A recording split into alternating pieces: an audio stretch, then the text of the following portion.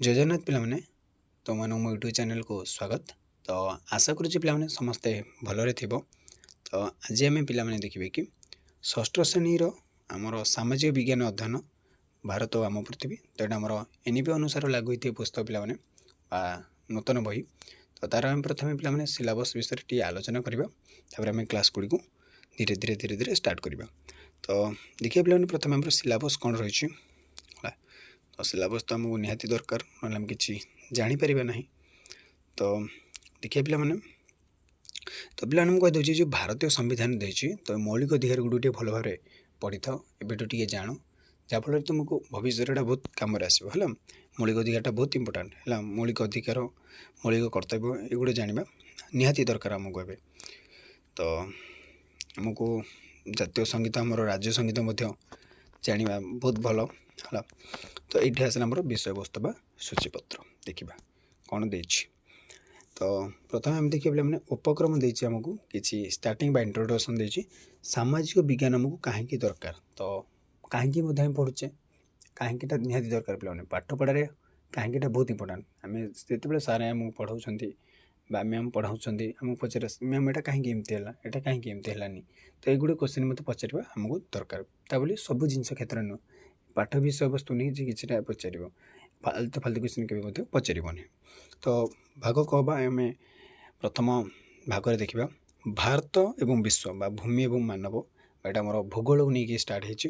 ପୃଥିବୀରେ ସ୍ଥାନ ଚିହ୍ନଟ କରିବା, ମହାସାଗର ଏବଂ ମହାଦେଶ ଏବଂ ଭୂମିରୂପ ଏବଂ ଜୀବନ, ଏଇଟା ହେଉଛି ଆମର ଫାର୍ଷ୍ଟ ୟୁନିଟ୍ ହେଲା। ବା ଯଦି ଆମେ କହିବା ସେଟା ହେଉଛି ଆମର କ'ଣ ପିଲାମାନେ ଭୂଗୋଳ ହେଲା। ଏଇଟା ହେଉଛି ଆମର ଭୂଗୋଳ। ତ ତାପରେ ଆମର ରହିଛି ପିଲାମାନେ, ଯଦି ଆମେ ଯିବା ଅତୀତର ସ୍ମୃତି ଫର୍ଦ୍ଦ। ଅତୀତର ସ୍ମୃତି ଫର୍ଦ୍ଦ ମାନେ ପିଲାମାନେ ଏଇଟା ଆମର କ'ଣ ଇତିହାସ ହେଲା। ଏତିକି ଆମର ହେଉଛି ଇତିହାସ ହେଲା। ଏତିକି ଆମର ଇତିହାସକୁ ନେଇକି ତିଆରି ହେଇଛି। ଇତିହାସରେ ଆମର କ'ଣ କ'ଣ ରହିଛି ଦେଖି ନେବା। ତ ଇତିହାସର ସମୟସୀମା ଉତ୍ସ, ମାନେ ଇତିହାସର ଷ୍ଟାର୍ଟ କୋଉଠି, ଇତିହାସଟା କାହାକୁ ନେଇକି ତିଆରି। ଇଣ୍ଡିଆ ଅର୍ଥାତ୍ ଭାରତ, ଇଣ୍ଡିଆ ବା ଭାରତ, ଭାରତୀୟ ସଭ୍ୟତାର ପ୍ରାରମ୍ଭ, ଭାରତୀୟ ସଭ୍ୟତା କିପରି ଷ୍ଟାର୍ଟ ହେଲା ସେ ବିଷୟରେ ଆମେ ଜାଣିବା ହେଲା। ଆମର ଭାଗ ଖରେ। ତ ଭାଗ ଗରେ କ'ଣ ରହିଛି ପିଲାମାନେ ଆମର ଦେଖିବା ନା, ଭାଗ ଗରେ ରହିଛି ଆମର ଆମ ସାଂସ୍କୃତିକ ଐତିହ୍ୟ ଏବଂ ପରମ୍ପରା। ତ ଏଇଟା ହେଉଛି ଆମର ପିଲାମାନେ କ'ଣ ଐତିହ୍ୟ ଏବଂ ପରମ୍ପରା ବା ଆର୍ଟ ଆଣ୍ଡ କଲଚର ହେଲା। ଏଇଟା ଆମର ସଂସ୍କୃତି ଆଉ ପରମ୍ପରା ଭାରତର, ଏ ବିଷୟରେ ଆମେ ଏଠି ଜାଣିବା। ଥାର୍ଡ଼ ଭାଗ ଗରେ ଯେ ଭାରତ ସାଂସ୍କୃତିକ ଆଧାର, ବିବିଧତା ମଧ୍ୟରେ ଏକତା ବା ଅନେକରେ ଏକ, ଏଇଟା ଆମେ ଜାଣିବା। ଏଇଟା ଭାରତର ସଂସ୍କୃତି ବିଷୟରେ ଆମେ ଜାଣିବା। ଭାଗ ଖରେ କ'ଣ ଜାଣିବା ପିଲାମାନେ, ଭାଗ ଘରେ କ'ଣ ଜାଣିବା ଆମେ ନା, ଆମେ ଜାଣିବା ଭାଗ ଘରେ ଗଣ ରାଜନୀତି ବିଜ୍ଞାନ ହେଲା। ଏଠି ମୁଁ ପଳେଇ ଆସିଲା ରାଜନୀତି। ମୁଁ ଦେଖ ପିଲାମାନେ ଭୂଗୋଳ, ଇତିହାସ, ସଂସ୍କୃତି ବା କଳା ଓ ସଂସ୍କୃତି, ତାପରେ ଆସିଲା ରାଜନୀତି ବିଜ୍ଞାନ ହେଲା। ରାଜନୀତି ବିଜ୍ଞାନ ଆଡ଼କୁ ଆମେ ଚାଲିଯିବା ଏବେ। ରାଜନୀତି ବିଜ୍ଞାନ ଆମେ କ'ଣ କ'ଣ ଦେଖିବା ନା, ପରିବାର ଓ ଗୋଷ୍ଠୀ, ତୃଣମୂଳ ଗଣତନ୍ତ୍ର ଯେଉଁଟାକି ଆମର ଶାସନ ବିଧି ରହିଛି, ତୃଣମୂଳ ଗଣତନ୍ତ୍ର, ଗ୍ରାମାଞ୍ଚଳରେ ସ୍ଥାନୀୟ ସରକାର ଓ ସହରାଞ୍ଚଳରେ ସ୍ଥାନୀୟ ସରକାର ଶାସନ ବିଧି, ଆଉ ଏଇ ତିନିଟା ହେଲା। ଏଇଟା ଆମ ରାଜନୀତି ବିଜ୍ଞାନକୁ ଆସିଲା। ତ ତାପରେ କ'ଣ ରହିଛି ଭାଗ ଆମ ଚତୁଃପାର୍ଶ୍ୱର ଅର୍ଥନୀତି ଜୀବନ, ଏଇଟା ଆସିଲା ଆମର ଅର୍ଥନୀତି। ତାହେଲେ ତୁମେ ଏଠାରେ ପିଲାମାନେ କ'ଣ କ'ଣ ପଢ଼ୁଛ ଦେଖ, ଏ ଭୂଗୋଳ, ଇତିହାସ, କଳା ଏବଂ ସଂସ୍କୃତି, ତା ସହିତ ଆମର ରାଜନୀତି ବିଜ୍ଞାନ ଏବଂ ଆମର କ'ଣ ଅର୍ଥନୀତି, ଏଇ ପାଞ୍ଚଟି ଯାକ ଜିନିଷ ତୁମେ ଏଠାରେ ପଢ଼ିବାକୁ ପାଇବ। ଯେମିତି ଆମର କାର୍ଯ୍ୟର ମୂଲ୍ୟ ଏବଂ ଆମ ଚତୁଃପାର୍ଶ୍ୱରେ ଥିବା ଅର୍ଥନୈତିକ କାର୍ଯ୍ୟକଳାପ। ତାହେଲେ ଆଜି ଆମେ କ'ଣ ଷ୍ଟାର୍ଟ କରିବା ପିଲାମାନେ, ତ ପ୍ରଥମେ ଦେଖିଦେବା ସାମାଜିକ ବିଜ୍ଞାନ କାହିଁକି। ଓକେ, ତ ଦେଖ ପିଲାମାନେ ଗୋଟେ ଗ୍ଲୋବ୍ସ ଯେଉଁଟାକି ଆମର ଭାରତର ମାନଚିତ୍ର ଗୋଟେ, ଏଇଟା ଆମର ଭାରତ ତ କହୁନି, ଆମର ପୃଥିବୀର ମାନଚିତ୍ର ଇଏ ଗୋଟେ ହେଲା। ପୃଥିବୀର ବା ଗ୍ଲୋବ୍ସ ଆମେ ଯାହାକୁ, ତ ବସୁଧୈବ କୁଟୁମ୍ବକମ୍ ବା ସମଗ୍ର ପୃଥିବୀ ଏକ ପରିବାର ଆମର, ଏଇଟା ଆମ ଭାରତୀୟ ଦର୍ଶନ ବା ଆମ ଭାରତୀୟ ସଂସ୍କୃତି ଏଇଟା ହିଁ କହେ ବସୁଧୈବ କୁଟୁମ୍ବକମ୍। ତ ଦେଖିବା ଉପକ୍ରମ ଯଦି ହେଇଛି ସାମାଜିକ ବିଜ୍ଞାନ କାହିଁକି। ତ ଦେଖ ପିଲାମାନେ ଯେଉଁ ଅତୀତର ସ୍ମୃତିଫର୍ଦ୍ଦ, ଭାରତ ଏବଂ ବିଶ୍ୱ ଭୂମି ମାନବ, ତ ଏଇଟା ଟୋଟାଲ୍ ସିଲାବସ୍ଟା ଆମକୁ ଏଠାରେ ଦେଇଛି ହେଲା। ସାମାଜିକ ବିଜ୍ଞାନରେ ସମସ୍ତ ଯଦି ଗୋଟେ ଗୋଟେ ପାର୍ଟ, ତ ସାମାଜିକ ବିଜ୍ଞାନ କାହିଁକି ସେଥିପାଇଁ ଦେଇଛି।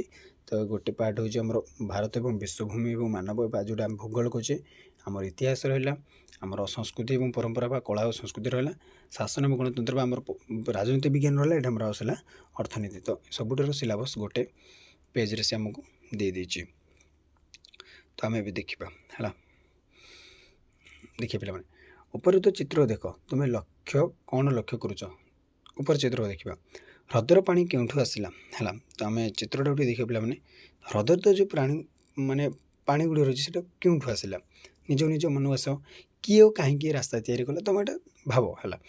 ଛୋଟିଆ ଘରେ ରହୁଥିବା ଲୋକଙ୍କ କାର୍ଯ୍ୟକଳାପ କ'ଣ ହୋଇପାରେ, ସେମାନଙ୍କର ଅତୀତ କ'ଣ ହୋଇଥାଏ, ତ ଏମିତି ନିଜେ ସବୁ ଭାବିବ ହେଲା। ତ ଦେଖିବା ପିଲାମାନେ, ଆମେ ଏକବିଂଶ ଶତାବ୍ଦୀରେ ବାସ କରୁଛୁ। ତ ଯେଉଁଠି ମାନେ ପ୍ରକୃତ ଲୋକମାନେ କ'ଣ ବୁଝିପାରନ୍ତି ନାହିଁ ହେଲା। ମାନବିକତା ପାଇଁ ଏହା ଏକ ବିଶେଷ ଆହ୍ୱାନ ବୋଲି ସମସ୍ତେ ସହମତ। ଗୋଟେ ପଟେ ପ୍ରଯୁକ୍ତିବିଦ୍ୟା ବା ଟେକ୍ନୋଲୋଜି ହେଲା ଦ୍ରୁତଗତିରେ ଅଗ୍ରଗତି ହେଉଛି, ଯାହା ଆମ ଜୀବନକୁ ଅନେକ ଉପାୟରେ ବଦଳାଇ ଦେଉଛି। ଦେଖ ବର୍ତ୍ତମାନ ଟେକ୍ନୋଲୋଜି ପିଲାମାନେ ବହୁତ ଆଗକୁ ଗଲାଣି, ମାନେ ଧୀରେ ଧୀରେ ସବୁ ବିଜ୍ଞାନର ଯୁଗ, ଗାଡ଼ି ରାସ୍ତା ଘର ଦ୍ୱାର ପୁରା ଅଲଗା ପ୍ରକାର, ମାନେ କ'ଣ ଆଗ ଅପେକ୍ଷା ବହୁତ ଚେଞ୍ଜ ହେବାରେ ଲାଗିଛି ହେଲା। ଅପରପକ୍ଷରେ ବିଶ୍ୱରେ ଏକାଧିକ ଯୁଦ୍ଧ, ସଶସ୍ତ୍ର ସଂଘର୍ଷ ଏବଂ ସାମାଜିକ ଉତ୍ତେଜନା ବଢ଼ୁଥିବା ଦେଖିବାକୁ ମିଳୁଛି, ଏବଂ ଆମ ପୃଥିବୀର ପ୍ରାକୃତିକ ପରିବେଶ ମଧ୍ୟ ବହୁତ ଚାପରେ ରହିଛି ହେଲା। ତ ଆମେ ମହାନ ସମ୍ଭାବନାର ଯୁଗରେ ରହୁଛୁ, କିନ୍ତୁ ତା ସହ ବଡ଼ ଆହ୍ୱାନର ମଧ୍ୟ ସମ୍ମୁଖୀନ ହେଉଛୁ। ଦେଖ ଆମେ ତ ଦିନକୁ ଦିନ ଟେକ୍ନୋଲୋଜିରେ ଆଗକୁ ଯାଉଛେ ପିଲାମାନେ, ବିଜ୍ଞାନରେ ଆଗକୁ ଯାଉଛେ, ବହୁତ ଗୁଡ଼ିଏ ବିଜ୍ଞାନର ସହାୟତାରେ ଆମେ ଦିନକୁ ଦିନ ଉନ୍ନତ କରିବା ଲାଗୁଛି, କିନ୍ତୁ ଆମେ ଦିନକୁ ଦିନ ମଧ୍ୟ କ'ଣ ପଛକୁ ମଧ୍ୟ ଫେରି ଯାଉଛି। ଯେମିତି ଯୁଦ୍ଧ, ସଂଘର୍ଷ ଏଗୁଡ଼ିକ ମଧ୍ୟ ବଢ଼ିବାରେ ଲାଗିଛି। ତ ସମଗ୍ର ବିଶ୍ୱରେ ଅଧିକରୁ ଅଧିକ ଲୋକ ଚିନ୍ତା କରନ୍ତି ଆମେ ସମ୍ମୁଖୀନ ହେଉଥିବା ମାନବିକତା ସମ୍ବନ୍ଧୀୟ ସମସ୍ୟାର ସମାଧାନ କିପରି କରିପାରିବା। ତ ଏଭଳି ଭାବରେ ସବୁ ମନ ପ୍ରଶ୍ନ ଆସେ ହେଲା। କେମିତି ଆମେ ଶାନ୍ତି ଓ ସୌହାର୍ଦ୍ଦ୍ୟରେ କେମିତି ବଞ୍ଚିବା, କେମିତି ଶାନ୍ତିରେ ସମସ୍ତେ ରହିବା, ଏଇଟା ତ କ'ଣ ହେଲା। ତ ଏଇ ମୌଳିକ ପ୍ରଶ୍ନ ଗୁଡ଼ିକ ସରଳ, କିନ୍ତୁ ଆର ଉତ୍ତର ସେମିତି କିଛି ନାହିଁ, ସରଳ ହୋଇପାରିବନି, କାରଣ ମାନବ ସମାଜ ଅତ୍ୟନ୍ତ ବିବିଧ ଓ ଜଟିଳ। ତ ମାନବ ସମାଜଟା ଏତେ ସହଜ ନୁହଁ ପିଲାମାନେ, ମାନବ ସମାଜ ବହୁତ କଷ୍ଟ ମାନବ ସମାଜ ହୋଇଥାଏ। ତ ଏଭଳି ଭାବରେ ଆମେ ଟିକେ ଖାଲି ଜାଣିବା। ତ ସାମାଜିକ ବିଜ୍ଞାନ କ'ଣ ନା, ତ ଦେଖିବା। ତେବେ ଆମକୁ ପ୍ରଥମେ ଦୁନିଆକୁ ବିଶେଷ କରି ମାନବ ସମାଜକୁ ବୁଝିବାକୁ ପଡ଼ିବ। ସେଥିପାଇଁ ଆମକୁ ସାମାଜିକ ବିଜ୍ଞାନ ନିହାତି ଦରକାର। ତ ବିଶେଷ କରି କାହାକୁ ବୁଝିବାକୁ ପଡ଼ିବ ନା, ମାନବ ସମାଜକୁ ଆମକୁ ବୁଝିବାକୁ ପଡ଼ିବ, ଯାହାଫଳରେ ଆମେ ସୁଖ ଶାନ୍ତିରେ କ'ଣ ରହିପାରିବା ବା ଆମ ଭବିଷ୍ୟତ ଗଢ଼ି ତୋଳିବାରେ ଆମକୁ ସାହାଯ୍ୟ ହେବ। ତ ସେଥିପାଇଁ ଆମକୁ ସାମାଜିକ ବିଜ୍ଞାନ ନିହାତି ଭାବରେ ଦରକାର ହୋଇଥାଏ। ତୁମେ ଭାବୁଥିବ ଏକ ପଦାର୍ଥ ବିଜ୍ଞାନ କିମ୍ବା ରସାୟନ ବିଜ୍ଞାନ ଭଳି ଏକୋଧ ବିଜ୍ଞାନ, ମାତ୍ର ଏହା ନୁହେଁ। ତ ସେମିତି କିଛି ବିଜ୍ଞାନ ନୁହେଁ, ଏଠି କିଛି କେମିକାଲ ରିଆକ୍ସନ୍ ହୁଏନି କି କିଛି ଫର୍ମୁଲା ଏଠି ଆପ୍ଲାଏ ହୁଏନି। ଏହି ବିଷୟବସ୍ତୁ ଅବଶିଷ୍ଟ ସ୍ଥଳେ ଯଥାସମ୍ଭବ ବୈଜ୍ଞାନିକ ପଦ୍ଧତି ବ୍ୟବହାର କରେ, କିନ୍ତୁ ଏହାର କେନ୍ଦ୍ରରେ ରହିଛି ମାନବ ସମାଜ, ଯାହା ଏତେ ବିବିଧତାପୂର୍ଣ୍ଣ ଯେ ତା ଆମେ ଭଲ ଭାବରେ କ'ଣ ନିର୍ଦ୍ଧାରଣ କରିପାରିବା ନାହିଁ। ତ ଦେଖ ସାମାଜିକ ବିଜ୍ଞାନର ଅନେକ ଉପବିଭାଗ ରହିଛି, ଯେମିତି ଭୂଗୋଳ, ଇତିହାସ, ରାଜନୀତି ବିଜ୍ଞାନ, ମୁଁ ଯେମିତି କହିଲି, ଅର୍ଥନୀତି, ସମାଜ ବିଜ୍ଞାନ, ନୃତତ୍ତ୍ୱ ବିଜ୍ଞାନ, ପ୍ରତ୍ନତତ୍ତ୍ୱ, ମନୋବିଜ୍ଞାନ, ଆହୁରି ଅନେକ କିଛି ରହିଛି ହେଲା। ତା'ର ବହୁତ ଗୁଡ଼ିଏ ଭାଗ ଅଛି। ଏହିସବୁ ତୁମକୁ ଭୟଭୀତ ହେବାର ଆବଶ୍ୟକତା ନାହିଁ।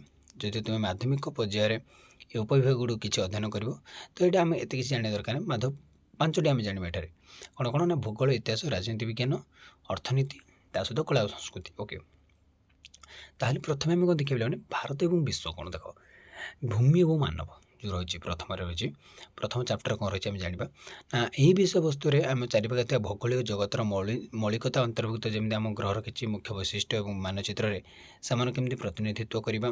ତା ସହିତ ଏହି ବିଷୟବସ୍ତୁ କାହିଁକି ଗୁରୁତ୍ୱପୂର୍ଣ୍ଣ, ଯେତେବେଳେ ଆଜି ଆମେ ମୋବାଇଲ ଫୋନରେ ଉତ୍ତମ ମାନଚିତ୍ର ପାଇପାରିବା, କାରଣ ଏହା ମାନଚିତ୍ର ଠାରୁ ଅଧିକ କିଛି ସୂଚନା। ତ ସେତେବେଳେ ଲୋକମାନେ ଏତେ କିଛି ଭଲ ଭାବରେ ଜାଣିପାରୁନଥିଲେ ପୃଥିବୀଟା କିପରି କ'ଣ। ଏବେ କ'ଣ ଆମେ ମୋବାଇଲ ଭାବରେ ବହୁତ ଭଲ ଭାବରେ ଜାଣିପାରୁଛେ ହେଲା। ସେଇଟା ହେଉଛି ଭୂମି ଏବଂ ମାନବକୁ ଜାଣିବାର ଜିନିଷ ହେଲା। ତ ଯେମିତି ଅତୀତର ସ୍ମୃତିଫଳକ, ଯେମିତି ଆମର ସବୁ ପୁରୁଣା ଇତିହାସ ଜିନିଷ, ଯେମିତି ଟେପେଷ୍ଟ୍ରି ହେଉଛି କାନଭାସ୍ ପରି କପଡ଼ାର ଏକ ବଡ଼ ଖଣ୍ଡ, ଯାହା ସାଧାରଣତଃ କାନ୍ଥ ଭାବରେ ବୁଝାଉଥାଏ, ଯେଉଁଥିରେ ଚିତ୍ର ଏବଂ ଡିଜାଇନ୍ ବା ନକ୍ସା ଥାଏ। ତ ଏପରି ଭାବରେ ପିଲାମାନେ ଆମର ଏଇଟା କ'ଣ ଅତୀତର ସ୍ମୃତିଫଳକ ରହିଥାଏ ଗୋଟେ। ତ ଆମ ସାଂସ୍କୃତିକ ଏବଂ ଐତିହ୍ୟ ଜ୍ଞାନ ପରମ୍ପରା, ମାନେ ଆମର ଯେଉଁ ବିଭିନ୍ନ ପ୍ରକାର ସଂସ୍କୃତି ରହିଛି ଆମର ଭାରତର, ତ ପ୍ରାଚୀନ ସଂସ୍କୃତି ବୋଲି ବାରମ୍ବାର କହୁଛି ହେଲା। ଭାରତ ଗୋଟେ ସମୃଦ୍ଧ, ଭାରତର ଇତିହାସରେ ଏହା କିପରି ପ୍ରକାଶ ପାଇଛି, ମାନେ କହୁଛି ନା ପିଲାମାନେ। ଦେଖ ଭାରତର ଇତିହାସ କ'ଣ, କଳା କ'ଣ, ସଂସ୍କୃତି କ'ଣ, ସେଇଟା ମଧ୍ୟ ଜାଣିବାକୁ ପଡ଼ିବ। ତ ଏଇଟା ଆମର ଇତିହାସରେ ରହିଲା, ଏଇଟା ଆମର ସଂସ୍କୃତିରେ ଗଲା। ଶାସନ ଏବଂ ଗଣତନ୍ତ୍ର, ଆମେ କିପରି ଶାସିତ ହେଉଛେ, ଆମର ଗଣତନ୍ତ୍ର କ'ଣ, କିପରି କ'ଣ ଟୋଟାଲ୍ ଏଠାରେ ବ୍ୟାଖ୍ୟା କରାଯାଇଛି। ଏହାର ମୁଖ୍ୟ ବୈଶିଷ୍ଟ୍ୟ ଉପାଦାନ କ'ଣ, କିପରି ଭାବରେ ମାନେ କ'ଣ ଲୋକମାନେ ପଞ୍ଚାୟତ ସ୍ତରୀୟ, ମାନେ କ'ଣ ସହରାଞ୍ଚଳ ସ୍ତରୀୟ ଲୋକମାନେ କିପରି ଶାସିତ ହୁଅନ୍ତି, ସେମାନେ କ'ଣ ଲାଭ ପାଇପାରନ୍ତି ସେଇଟା। ଅର୍ଥନୀତି ଜୀବନରେ ଆମେ କିପରି ଭାବରେ ଆମର ଖାଦ୍ୟ, ବସ୍ତ୍ର, ବାସଗୃହ ଆମକୁ କିପରି ଭାବରେ ସାହାଯ୍ୟ କରୁଛି, ଆମର ଅର୍ଥନୀତି ଜୀବନରେ କିପରି ଆଗକୁ ଯିବା, ପ୍ରକୃତିରେ ଟଙ୍କା କ'ଣ, ଆମେ କେଉଁଠୁ ଆସେ, ଏହା କିପରି ଆମେ ବୃଦ୍ଧି କରିବା ହେଲା, ଲୋକମାନେ କେଉଁ ଅର୍ଥନୀତିକ କାର୍ଯ୍ୟକଳାପରେ ନିଜକୁ ନିୟୋଜିତ କରିବେ, ତା ସହିତ କିପରି ଆମର କ'ଣ ଜାଣିବା, ଏଇଟା ଟୋଟାଲ୍ ସିଲାବସ୍ ଆମକୁ ଦେଇଛି ଯଦି ଆମେ ବୁଝିବା ହେଲା। ତ ତାପରେ ପିଲାମାନେ ଆମେ ଚେଷ୍ଟା କରିବା କି କ୍ଲାସ୍କୁ ଷ୍ଟାର୍ଟ କରିବା ପାଇଁ। ତ ଏଇଟା ବହୁତ ବଡ଼ କ୍ଲାସ୍ ହେଇଯିବ ପିଲାମାନେ, ସେଥିପାଇଁ ଆମେ ପରବର୍ତ୍ତୀ କ୍ଲାସ୍ରେ ବା ପରବର୍ତ୍ତୀ ଭିଡ଼ିଓରେ ଆମେ କ୍ଲାସ୍କୁ ଷ୍ଟାର୍ଟ କରିବା। ଆଜି ରହୁଛି ପିଲାମାନେ, ରହିଲି, ଜୟ ଜଗନ୍ନାଥ।